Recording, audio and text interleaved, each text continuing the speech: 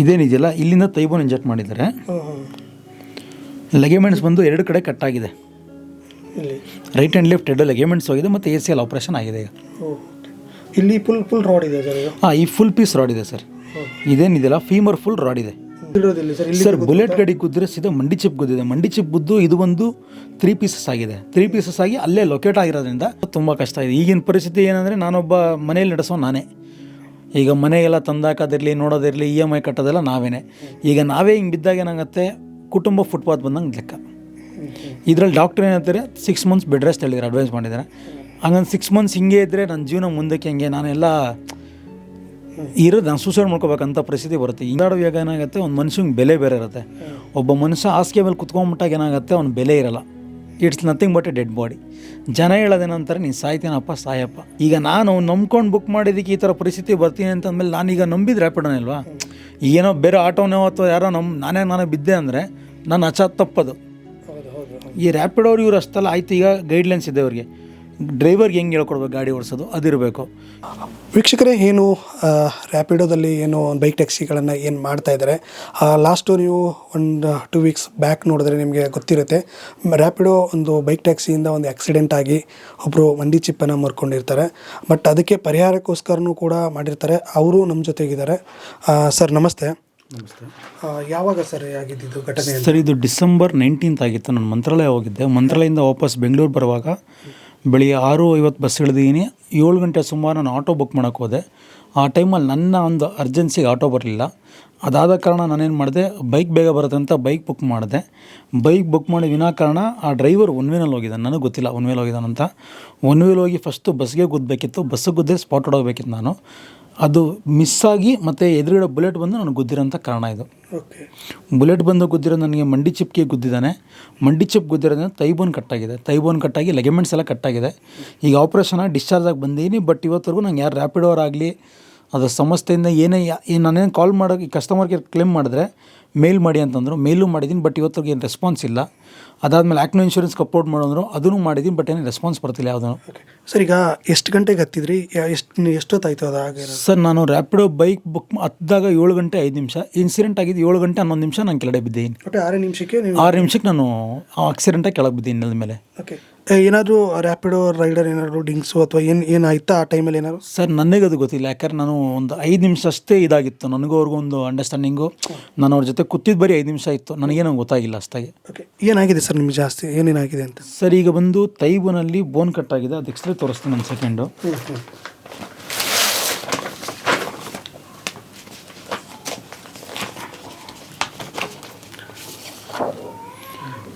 Okay. ಈ ಥರ ಒಂದು ಬೋನ್ ಕಟ್ಟಾಗಿದೆ. ಇಲ್ಲಿ ಕಾಣಿಸುತ್ತೆ ನಿಮಗೆ. ಬೋನ್ ಫುಲ್ ಫ್ರ್ಯಾಕ್ಚರ್ ಆಗಿದೆ. ಬೋನ್ ಫುಲ್ 2 ಪೀಸಸ್ ಆಗಿದೆ. ಅದಕ್ಕೆ ರಾಡ್ ಹಾಕಿದ್ದಾರೆ ಈಗ ಬೋನ್ಗೆ. ಇಷ್ಟೆಲ್ಲ ಆದರೂ ಕೂಡ ಏನು ನನಗೆ ರ್ಯಾಪಿಡೋಯಿಂದಾಗಲಿ ಇನ್ನೊಂದು ಮತ್ತೊಂದು ಏನು ರೆಸ್ಪಾನ್ಸ್ ಅನ್ನೋದು ಬರ್ತಾಯಿಲ್ಲ. ಒಂದು 6 ಲ್ಯಾಕ್ ಹತ್ರ ಬಿಲ್ ಆಗಿದೆ. ನಾನು ಹಂಗೂ ಕೂಡ ಮೊನ್ನೆ ನಾನು ಸುಮಾರು ಸಲ ಟ್ರೈನು ಮಾಡಿದೆ ರ್ಯಾಪಿಡೋಗೆ. ಹಿಂಗಾಗಿದೆ ನನ್ನ ಪರಿಸ್ಥಿತಿ ಅಂತ ಹೇಳೋಕೆ ಫೋನ್ ಮಾಡಿದ್ರೆ ಅವ್ರು ಏನಂತಾರೆ, ನಾವು ಕಾಲ್ ಬ್ಯಾಕ್ ಮಾಡ್ತೀವಿ. ನಾನು ಡಿಸ್ಚಾರ್ಜ್ ಆಗವಲ್ಲ ಈಗ ಒಂದು ವೀಕ್ ಆಯ್ತಾ ಬಂತು. ಬಟ್ ಇವತ್ತರೆಗೂ ನಾನು ಮೇಲೂ ಮಾಡಿದ್ದೀನಿ ಅವ್ರಿಗೆ, ಅದಕ್ಕೊಂದು ರೆಸ್ಪಾನ್ಸ್ ಇಲ್ಲ. ಯಾವಾಗ ಸರ್ ಮೇಲ್ ಮಾಡಿರೋದು? ನಾನು 31st ಮೇಲ್ ಮಾಡಿದ್ದೀನಿ. ಅದು ನನ್ನ ಹತ್ರ ಪ್ರೂಫ್ ಇದೆ, ವಿತ್ ಪ್ರೂಫ್ ಇದೆ. 31st 1 ವೀಕ್ ಆಯ್ತು. ಈಗ 1 ವೀಕ್ ಆಯ್ತವ, ರೆಸ್ಪಾನ್ಸ್ ಬಂದಿಲ್ಲ. ಇನ್ಯಾವುದೂ ರೆಸ್ಪಾನ್ಸ್ ಬಂದಿಲ್ಲ. ನಾನು 31st ಮೇಲ್ ಮಾಡಿದ್ದೀನಿ. ಮೇಲ್ ಮಾಡೋದ್ರಿಂದ ಅವರು ಇನ್ನು ಯಾವುದಕ್ಕೂ ರೆಸ್ಪಾನ್ಸ್ ಮಾಡಿಲ್ಲ ಇನ್ನು. ಈಗ ಆದ ಟೈಮಲ್ಲಿ ಆ ರೈಡರ್ ನಿಮ್ಮ ಜೊತೆಗೆ ಇದ್ದ, ಏನಾದ್ರು ಹೋಗ್ಬಿಟ್ನಾ ಯಾವ ರೀತಿ ಸರ್? ಇಲ್ಲ ರೈಡರ್ ನಮ್ಮ ಜೊತೆನೇ ಇದ್ದರೆ. ಯಾಕಂದ್ರೆ ನನ್ನ ರೈಡರ್ ಹಂಗೆ ಆಕ್ಸಿಡೆಂಟ್ ಆಗಿದ ತಕ್ಷಣ ಕಾಲ್ ಮಾಡಿದೆ ಪೊಲೀಸ್ಗೆ, ಆ್ಯಂಬುಲೆನ್ಸ್ಗೆ ಕಾಲ್ ಮಾಡಿದೆ. ನಮ್ಮ ನಿಯರ್ ಬೈ ರಿಲೇಟಿವ್ಸ್ ಇದ್ದರು, ನಮ್ಮ ಬ್ರದರ್ ಕಾಲ್ ಮಾಡಿದೆ, ನನ್ನ ವೈಫ್ ಎಲ್ಲ ಕಾಲ್ ಮಾಡಿದ್ದಕ್ಕೆ ಅವರು ಆ ಟೈಮ್ ರೀಚ್ ಆದರು. ಅವನಿಗೂ ಸ್ವಲ್ಪ ಪೆಟ್ಟಾಗಿತ್ತು, ಸಣ್ಣ ಪುಟ್ಟ ಒಂದು ಪೆಟ್ಟಾದ ಕಾರಣ ಅವನು ನನ್ನ ಜೊತೆ ಹಾಸ್ಪಿಟ್ಲಿಗೆ ಕರ್ಕೊಂಡು ಹೋಗಿದ್ವಿ. ಅವನಿಗೆ ಹೆಬ್ಬೆರಳು ಉಗುರದ್ದು ಸ್ವಲ್ಪ ಗಾಯ ಆಗಿತ್ತು. ಅವನು ಕರ್ಕೊಂಡು ಹೋದಾಗ ಅವನ ಜೊತೆಲೇ ಇದ್ದ. ಅವನೇನಂತಾನೆ, ಸರ್ ಇನ್ಶೂರೆನ್ಸ್ ಇರುತ್ತೆ ಸರ್, ನಾನೇನು ಮಾಡಲಿ ಸರ್, ನಾನು ಬಡವ ಅಂತ ಅವನಂತಾನೆ. ಬಟ್ ಈಗ ನಾನು ಬುಕ್ ಮಾಡಿದ್ದು ಆ ಗಾಡಿ ಅವನು ಬಡವನ ಸಾವುಕಾರ ಅಂತ ನೋಡಿ ಬುಕ್ ಮಾಡಿಲ್ಲ. ನಾನು ನಂಬಿದ್ದೆ ರ್ಯಾಪಿಡೋ ಕಂಪ್ನಿನ. ರ್ಯಾಪಿಡೋ ಒಂದು ಸಂಸ್ಥೆ, ಒಳ್ಳೆಯ ಒಂದು ಸರ್ವಿಸ್ ಇದೆ ಅಂತಂದ್ಬಿಟ್ಟು ನಾನು ನಂಬ್ಕೊಂಡು ಮಾಡಿದ್ದೆ. ಈ ಥರ ಒಂದು ವರ್ಕ್ ಸರ್ವಿಸ್ ಇದೆ ಅಂತ ನಾನು ಎಕ್ಸ್ಪೆಕ್ಟ್ ಮಾಡಿಲ್ಲ. ಬಟ್ ನಾನು ಇವೆಲ್ಲ ಹೇಳೋದಿಷ್ಟೇ, ಯಾರಿಗೂ ರ್ಯಾಪಿಡೋ ಹೋಗಬೇಡಿ ಅಂತಲೇ ಹೇಳ್ತೀನಿ. ಯಾಕಂದ್ರೆ ಏನಾಗುತ್ತೆ ಅಂದರೆ, ಇಂಥ 3rd ಕ್ಲಾಸ್ ಸರ್ವಿಸ್ ಇರೋದ್ರಿಂದ ಏನಾಗುತ್ತೆ, ಈಗ 100 ರೂಪಾಯಿ ಮಕ ನೋಡ್ತೀವಿ ನಾವು. 100 ರೂಪಾಯಿ ಮಕ ನೋಡೋಕ್ಕೂ ಇಂಥ 3rd ಕ್ಲಾಸ್ ಸರ್ವಿಸಲ್ಲಿ ನಾವು ಕುತ್ಕೊತೀವಿ ಅಂದರೆ, ಈಗ ನನ್ನ ಕಾಲೇ ಹೋಯ್ತಿಗೆ ಒಂದು 6 ಲಕ್ಷ ಖರ್ಚಾಯ್ತು ನನಗೆ. ಜೀವನ ಹೋಗಿದ್ರೆ ಯಾರು ಹೊಣೆ? ಈಗ ನಾನೊಬ್ಬ ಬಿಸ್ನೆಸ್ ಮ್ಯಾನ್, ನಾನು ಹಿಂಗೆ ಕುತ್ಕೊಂಡ್ರೆ ಆಗುತ್ತಾ, ಜೀವನ ನಡೆಯುತ್ತಾ? ಕಮಿಟ್ಮೆಂಟ್ಗಳು ನಮಗೂ ಇದ್ದೇ ಕೊಡೋ ಇದ್ದೇ ಇರುತ್ತೆ, ತೊಗೊಂಡು ಇದ್ದೇ ಇರುತ್ತೆ. ಈ ಒಂದು ಸಮಸ್ಯೆ ತುಂಬ ಕೆಟ್ಟದಾಗಿದೆ, ವರ್ಷದಾಗಿದೆ. ಬಟ್ ಏನು ಯಾವುದೇ ಕಾರಣ ರೆಸ್ಪಾನ್ಸ್ ಬರ್ತಿಲ್ಲ ಅಂದರೆ, ಇಷ್ಟೆಲ್ಲ ಹೇಳಿದ್ರು ಕೂಡ ಏನು ರೆಸ್ಪಾನ್ಸ್ ಬರ್ತಿಲ್ಲ ಅಂದರೆ ಇಟ್ಸ್ ಅನ್ಫಿಟ್. ಓಕೆ ಸರ್, ಈಗ ರೆಸ್ಪಾನ್ಸ್ ಬರ್ತಾ ಇಲ್ಲ ಅಂದರೆ ಅವ್ರ ಕಡೆಯಿಂದ ಕಾಲ್ ಬರೋದು ಜಾಸ್ತಿ ಇದೆಯಾ ಸರ್, ನೀವೇ ಅವ್ರಿಗೆ ಅಪ್ರೋಚ್ ಮಾಡೋದು ಜಾಸ್ತಿ ಇದೆಯಾ? ಸರ್, ಅವ್ರ ಕಡೆಯಿಂದ ನಂಗೆ ಕಾಲ್ ಬಂದಿದೆ, ಒಂದು ಸರಿ ಕಾಲ್ ಬಂದಿದೆ. ಯಾವಾಗ ನಾನು ಆಕ್ಸಿಡೆಂಟ್ ಆದಾಗ ಅವಾಗ ನಾನು ಕಾಲ್ ಮಾಡಿ ಹಿಂಗಾಗಿದೆ ಅಂದಾಗ ಅವ್ರು ಎಷ್ಟು ಚೆನ್ನಾಗಿ ಕ್ಲಿಯರಾಗಿ ಹೇಳಿದ್ರು ಅಂದರೆ, ನೀವು ಹಾಸ್ಪಿಟ್ಲಿಗೆ ಹೋಗಿ, ಫಸ್ಟು ಹಾಸ್ಪಿಟ್ಲಿಗೆ ಟ್ರೀಟ್ಮೆಂಟ್ ತೊಗೊಳ್ಳಿ, ಟ್ರೀಟ್ಮೆಂಟ್ ತೊಗೊಂಡು ವಾಪಸ್ ಮನೆಗೆ ಬಂದಮೇಲೆ ಅದೇನಿದೆ ಬಿಲ್ ನಮ್ಗೆ ಮೇಲ್ ಮಾಡಿ ನಾವು ಅದನ್ನು ಅಪ್ಲೋಡ್ ಮಾಡ್ತೀವಿ. ಯಾಕಂದ್ರೆ ನೋಡಿ ಸರ್, ಈಗ ಯಾರು ಕೈಯಲ್ಲಿ ದುಡ್ಡು ಹಿಡ್ಕೊಂಡ್ರಲ್ಲ, 5-6 ಲಕ್ಷ ದುಡ್ಡು ಹಿಡ್ಕೊಂಡ್ರಲ್ಲ. ನಾನು ಆಕ್ಸಿಡೆಂಟ್ ಆಗಿದ್ದ ದಿವಸ ನನ್ನ ಹತ್ರ ಸ್ಮಾಲ್ ಅಮೌಂಟ್ ಇತ್ತು, ನಾನು ತೋರಿಸ್ಕೊಳೋರ್ಗೂ ರೆಡಿ ಇದ್ದೆ. ಅದಾದಮೇಲೆ ಏನಾಯಿತು, ನನಗೆ ಇನ್ಶೂರೆನ್ಸ್ ಒಂದು ಮೊರೋಗಬೇಕಿತ್ತು. ಯಾಕಂದ್ರೆ ನನ್ನ ಹತ್ರ ಅಷ್ಟೊಂದು ಅಮೌಂಟಲ್ಲಿ ಇಲ್ಲ. ನನಗಾಗಿರೋದು ಒಂದು ಇನ್ಸಿಡೆಂಟ್ ಶಾಕಿಂಗು. ನಾನು ಅವ್ರಿಗೆ ಅವಾಗ ಹೇಳಿದೆ, ಸರ್ ಹಿಂಗಾಗಿದೆ, ದಯವಿಟ್ಟು ಒಂಚೂರು ಬನ್ನಿ ಇನ್ಶೂರೆನ್ಸನ್ನು ಕ್ಲೈಮ್ ಮಾಡ್ಕೊಂಡು, ನಿಮ್ಮದು ಇನ್ಶೂರೆನ್ಸ್ ಇದೆ ಅಂತೀರ. ಸರ್ ಇಲ್ಲ ಸರ್, ಹಂಗಾಗಲ್ಲ, ನೀವು ಡಿಸ್ಚಾರ್ಜ್ ಆದಮೇಲೆ ಆಗುತ್ತೆ, ನೀವು ಡಿಸ್ಚಾರ್ಜ್ ಆಗಿ ಬಂದಿದ ತಕ್ಷಣ ಹೇಳಿ 7 ಡೇಸ್ ಒಳಗೆ ನಿಮ್ಮ ಅಮೌಂಟ್ ರಿಫಂಡ್ ಆಗುತ್ತೆ ಅಂತಂದರು. ನಾನು ಡಿಸ್ಚಾರ್ಜ್ ಆಗಿ ಬಂದಾಗಿದ್ದನು ನಾನು ಒಂದು 100 ಸರಿ ಕಾಲ್ ಮಾಡಿದ್ದೀನಿ ಇವತ್ತರೆಗೂ. ಬಟ್ ಇವಾಗ ಅವ್ರಿಗೆ ಏನಂತಾರೆ, ಫಸ್ಟು ಕಾಲ್ ಮಾಡಿದಾಗ ಏನಂತಾರೆ, ಎಲ್ಲ ಕೇಳ್ತಾರೆ, ಆರ್ ಯು ಸೇಫ್ ಅಂತಾರೆ. ಎಸ್ ಐ ಆಮ್ ಸೇಫ್ ಅಂದರೆ, ಅದಾದಮೇಲೆ ಮತ್ತೆ ನೆಕ್ಸ್ಟ್ ಹೇಳೋದು ಇಷ್ಟೇ, ನಮ್ಮ ಟೀಮ್ ನಿಮ್ಮ ಕಾಲ್ ಮಾಡ್ತಾರೆ, ಅವ್ರು ಕಾಲ್ ಮಾಡಿದಾಗ ನೀವು ರೆಸ್ಪಾಂಡ್ ಮಾಡಿ ಅವ್ರಿಗೆ ಅಂತಾರೆ. ನಾನು ಬರೋ ಎಲ್ಲ ಕಾಲು ರಿಸೀವ್ ಮಾಡ್ತೀನಿ. ಬಟ್ ರ್ಯಾಪಿಡೋಯಿಂದ ನಂಗೆ ಕಾಲ್ ಬಂದಿದ್ದು ಯಾವುದೂ ಇಲ್ಲ. ನಾನು ಡೈಲಿ ಅಂದರೆ ಒಂದು 10 ಸತಿ ಮಾಡ್ತೀನಿ ಅವ್ರಿಗೆ. ಆಮೇಲೆ ಒಬ್ಬರು ಯಾರು ಅಂದರು, ರ್ಯಾಪಿಡೋ @rapidogmail.comಗೆ ಮೇಲ್ ಮಾಡಿ ಅಂತಂದ್ರು, ಅದು ಮಾಡಿದೆ. ಮತ್ತು ಆ್ಯಪಲ್ಲಿ ಅಪ್ಲೋಡ್ ಮಾಡಿದರೆ ಅದಕ್ಕೂ ಮಾಡಿದೆ. ನಾನು ಡಿಸ್ಚಾರ್ಜ್ ಆಗಿ 1 ವಾರ ಆಯಿತು, ಅವ್ನು ಹೇಳಿದ್ ನೋಡ್ರಂಗೆ 7 ಡೇಸಲ್ಲಿ ನಾನು ಪೇ ಮಾಡ್ತೀನಿ ಅಂತ. ನಾನು ಬಂದ ಅವೆಲ್ಲ 10 ಡೇಸ್ ಆಯ್ತದ ಒಂದು. ಈಗ ಪೇ ಮಾಡ್ತಾರೋ ಇಲ್ಲೋ ಅಂದರೆ ನೆಕ್ಸ್ಟ್ ಪ್ರೊಸೆಸ್ ಏನಿದೆ ಅದು ನೋಡ್ಕೊಂಡು ಹೋಗಲಿ ಸರ್. ಬಟ್ ರೆಸ್ಪಾನ್ಸ್ ಮಾಡೋದು ಕೂಡ ತುಂಬ ಮುಖ್ಯ ಆಗುತ್ತೆ. ಅದು ತುಂಬ ಏನು ರೆಸ್ಪಾನ್ಸ್ ಅನ್ನೋದಿಲ್ಲ, ರೆಸ್ಪಾನ್ಸ್ ಅನ್ನೋದೇ ಇಲ್ಲ. ಯಾಕಂದ್ರೆ ಅವ್ರಿಗೇನು ಇಷ್ಟೇ, ಸಾಯ್ತವನ ಸಾಯ್ಲಿ ಬಿಡಿ, ಆ ಥರ ಕ್ಯಾರೆಕ್ಟ್ರಲ್ಲಿದ್ದಾರೆ. ರೆಸ್ಪಾನ್ಸ್ ಮಾಡಬೇಕು, ಏನಾಗಿದೆ ಎತ್ತಾಗಿದೆ ನೋಡೋಣ, ಏನೂ ಇಲ್ಲ. ರೆಸ್ಪಾನ್ಸ್ ಅನ್ನೋ ಆಪ್ಷನ್ಸ್ ಇಲ್ಲ ಅವ್ರ ಹತ್ರ. ಮತ್ತು ಈಗ ಅದು FIR ಕೂಡ ದಾಖಲಾಗಿತ್ತು ಅವತ್ತು ಸರ್? FIR ಆಗಿದೆ. ಓಕೆ, ಮುಂದೆ ಪ್ರೊಸೀಜರ್ ಏನಾಯಿತು ಸರ್? ಏನಾದ್ರು ಸರ್, ನಾವೀಗ ಏನಂದರೆ ಇನ್ನೊಂದು 2 to 3 ಡೇಸ್ ನಾವು ನೋಡ್ತೀವಿ. ಒಂದು ಕಾಲಾವಕಾಶ ಅಂತ ಇದ್ದೇ ಇರುತ್ತೆ ಪ್ರತಿಯೊಬ್ಬ ಮನುಷ್ಯನಿಗೂ, ಆ ತಾಳ್ಮೆನದು ಇದ್ದೇ ಇರುತ್ತೆ. ತಾಳ್ಮೆವರೆಗೂ ನೋಡ್ತೀವಿ. ಆ ತಾಳ್ಮೆ ಮೀರಿದಾಗ ಏನಾಗುತ್ತೆ, ನಾವು ಕಾನೂನು ಚೌಕಟ್ಟಿನಲ್ಲಿ ಏನಿದೆ ಅದು ಹೋಗ್ಬೇಕಾಗತ್ತೆ ನಮ್ಮ ಕಾನೂನು ಪ್ರಕಾರ. ಯಾಕಂದ್ರೆ ಏನಾಗುತ್ತೆ ಅಂದರೆ, ಇವನು ಟೋನರ್ ಸರ್ವಿಸ್ ಇದಿಲ್ಲ, ಕ್ಯಾರೇಜ್ ಪರ್ಮಿಟು ಇಲ್ಲ. ನಾವು ಮುಂದೆ ಏನು ಮಾಡಬೇಕಾಗುತ್ತೋ, ನಾವು FIR ಹಾಕಿದ್ದು ಅದ್ರ ಮೇಲೆ ನಿಂತ್ಕೋಬೇಕಾಗತ್ತೆ ನಾವು ಕೂಡ. ಆಲ್ಮೋಸ್ಟ್ ಇವಾಗ ಎಷ್ಟಾಗಿದೆ ಸರ್ ಬಿಲ್ ನಿಮ್ಮ? ಸರ್, ಈಗ ಆಲ್ಮೋಸ್ಟ್ ಅಲ್ಲಿ ರನ್ನಿಂಗ್ ಬಿಲ್ 6 lakhs ಆಗಿದೆ. ಒಂದು ದಿವಸಕ್ಕೆ ಒಂದು 4,000 ಖರ್ಚಿದೆ. ಡ್ರೆಸ್ಸಿಂಗು, ಫಿಸಿಯೋಥೆರಪಿ ಎಲ್ಲ ಸೇರಿ 4,000 ಪರ್ ಡೇ ಖರ್ಚಿದೆ. ಓಕೆ, ಈ ಖರ್ಚು ಒಂದು ಕಡೆ ಇಟ್ಟರೆ ಸರ್, ಜೀವನ ಅಂತ ನೋಡಬೇಕಾದ್ರೆ ಒಂದು ಜೀವನ ಅಂತ ತುಂಬ ಕಷ್ಟ ಇದೆ. ಈಗಿನ ಪರಿಸ್ಥಿತಿ ಏನಂದರೆ, ನಾನೊಬ್ಬ ಮನೇಲಿ ನಡೆಸೋ ನಾನೇ. ಈಗ ಮನೆಗೆಲ್ಲ ತಂದಾಕೋದಿರಲಿ, ನೋಡೋದಿರಲಿ, EMI ಕಟ್ಟೋದೆಲ್ಲ ನಾವೇನೆ. ಈಗ ನಾವೇ ಹಿಂಗೆ ಬಿದ್ದಾಗ ಏನಾಗುತ್ತೆ, ಕುಟುಂಬ ಫುಟ್ಪಾತ್ ಬಂದಂಗೆ ಲೆಕ್ಕ. ಇದರಲ್ಲಿ ಡಾಕ್ಟ್ರ್ ಏನು ಹೇಳ್ತಾರೆ, 6 months ಬೆಡ್ ರೆಸ್ಟ್ ಹೇಳಿದ್ದಾರೆ, ಅಡ್ವೈಸ್ ಮಾಡಿದ್ದಾರೆ. ಹಂಗಂದು 6 months ಹಿಂಗೆ ಇದ್ದರೆ ನನ್ನ ಜೀವನ ಮುಂದಕ್ಕೆ ಹೆಂಗೆ, ನಾನೆಲ್ಲ ನಾನು ಸೂಸೈಡ್ ಮಾಡ್ಕೋಬೇಕಂತ ಪರಿಸ್ಥಿತಿ ಬರುತ್ತೆ. ಹಿಂಗೆ ನಾನು ಈ 6 months ಹಿಂಗೆ ಇದ್ದರೆ, ಈಗ ನಾನು ಇರೋ ಫಂಡಲ್ಲಿ ನಾನು ಕೊಟ್ಟು ಮಾಡಿಸ್ಕೊಂಬಂದಿನಿ. ನೀವು ಆಧಾರ ಕೊಟ್ಟೆ ನಾವು ಮಾಡಿದ್ರೆ, ಸಪೋರ್ಟ್ ಮಾಡಿದ್ರೆ ವಿ ಕ್ಯಾನ್ ಗೋ ಫಾರ್ವರ್ಡ್. ಏನೋ ಹೌದಪ್ಪ ಆಗಿದ್ದಾಗೋಗಿದೆ, ಒಂದು ಕೆಟ್ಟ ಅಂತ ಅನ್ಬೋದು.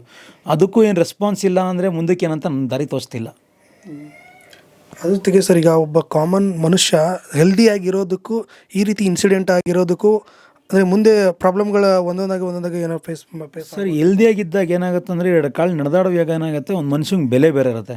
ಒಬ್ಬ ಮನುಷ್ಯ ಹಾಸಿಗೆ ಮೇಲೆ ಕುತ್ಕೊಂಡ್ಬಿಟ್ಟಾಗ ಏನಾಗುತ್ತೆ, ಅವ್ನ ಬೆಲೆ ಇರಲ್ಲ. It's nothing but A dead body. ಜನ ಹೇಳೋದೇನಂತಾರೆ, ನೀನು ಸಾಯ್ತೀನಪ್ಪ ಸಾಯಪ್ಪ, EMI ಕಟ್ಟೋನು ಕಟ್ಟಲೇಬೇಕು, ಲೋನ್ ಕಟ್ಟೋನು ಕಟ್ಟಲೇಬೇಕು. ಮನೆಗೆ ನಾನು ಹಾಸಿಗೆ ಮೇಲೆ ಇದ್ದೀನಿ ಅಂತಂದ್ಬಿಟ್ಟು ಯಾರೇ ನನ್ನ ಹೆಂಡತಿ ಮಕ್ಕಳು ಬಂದು ಸಾಕೋರಿಲ್ಲ. ನನ್ನ ಹೆಂಡತಿ ಮಕ್ಕಳು, ನಮ್ಮ ಮನೆ ಸಂಸಾರ ನಾನೇ ನಡೆಸ್ಬೇಕು. ಇಷ್ಟೆಲ್ಲ ತಿಳಿದಿದ್ದು ಕೂಡ ಒಬ್ಬ ಕಾಮನ್ ಮ್ಯಾನ್ಗೆ ಹಿಂಗಾಗಿದೆ, ಒಬ್ಬ ಬಡ ಜೀವಿಗೆ ಹಿಂಗಾಗಿದೆ ಅಂದರೆ ಆ ಕಂಪ್ನಿನೇನು ಸ್ಪಂದನೆ ಇಲ್ಲಲ್ಲ.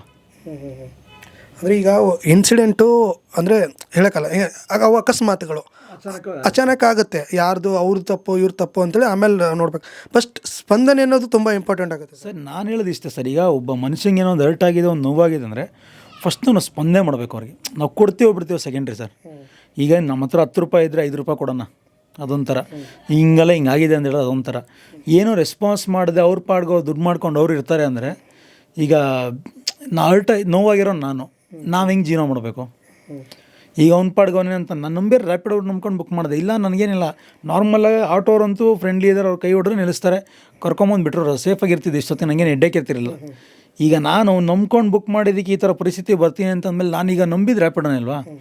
ಏನೋ ಬೇರೆ ಆಟೋನೋ ಅಥವಾ ಯಾರೋ ನಾನೇ ಬಿದ್ದೆ ಅಂದರೆ ನನ್ನ ತಪ್ಪದು. ಈ ರ್ಯಾಪಿಡೋರು ಇವ್ರು ಅಷ್ಟಲ್ಲ ಆಯ್ತು. ಈಗ ಗೈಡ್ಲೈನ್ಸ್ ಇದೆ ಅವ್ರಿಗೆ, ಡ್ರೈವರ್ಗೆ ಹೆಂಗೆ ಹೇಳ್ಕೊಡ್ಬೇಕು ಗಾಡಿ ಓಡಿಸೋದು ಅದಿರಬೇಕು. ಈಗ ನಾನು ಕೂಡ ಇವತ್ತೊಂದು ಬೆಳಿಗ್ಗೆ ಒಂದು ನೋಡಿದೆ, ಅದು ಮಲ್ಲತ್ತಳ್ಳಿ ಸಮಥಿಂಗ್ ಏನೋ ಒಂದು ಇನ್ಸಿಡೆಂಟ್ ಆಗಿದೆ, ಲೇಡಿದೇನೋ ಬ್ಯಾಗಲ್ಲಿ ಸಮಥಿಂಗ್ ತೆಫ್ಫೇನೋ ಆಗಿದೆ ಅಂತ. ಈ ಥರ ಎಲ್ಲ ಇನ್ಸಿಡೆಂಟ್ ಇದೆ. ಇವ್ರಿಗೆ ಏನಕ್ಕೆ ನಡೆಸೋಂಥ ಸಂಸ್ಥೆ ಏನಿದು, ಈ ಸಂಸ್ಥೆ ನಡೆಸೋದು ಬಾಗ್ಲಾಕೊಂಡು ಹೋಗ್ಬಿಡೋದಲ್ಲ.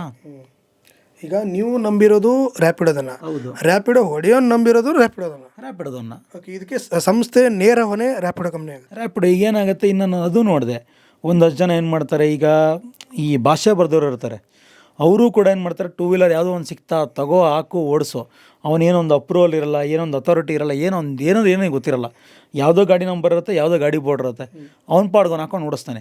ಹೆಚ್ಚು ಕಡಿಮೆ ಏನಾರ ಡೆತ್ ಆದರೆ ಏನು ಇನ್ಸಿಡೆಂಟ್ ಕಾರಣ, ಮುಂದಕ್ಕೆ ಹೆಂಗೆ ಏನೇನಾಯಿತು ಸರ್ ನಿಮಗೆ? ಸರ್, ಈಗ ಆಗಿರೋದು ಬಂದು ಇಲ್ಲಿ ತೈ ಬೋನ್ ಕಟ್ಟಾಗಿದೆ. ಮೇಯ್ನ್ ಬೋನ್ ಇದೆ ತೈ ಬೋನ್, ಹ್ಯೂಮನ್ಗೆ ತೈ ಬೋನ್ ಬಂದು 2 ಪೀಸಸ್ ಆಗಿದೆ. ಅದು ನಿಮ್ಗೆ ಎಕ್ಸ್ರೇ ಕೊಡ್ತೀನಿ. ಅದು ಒಳಗಡೆ ರಾಡ್ ಹಾಕಿದ್ದಾರೆ ತೈ ಬೋನ್ಗೆ.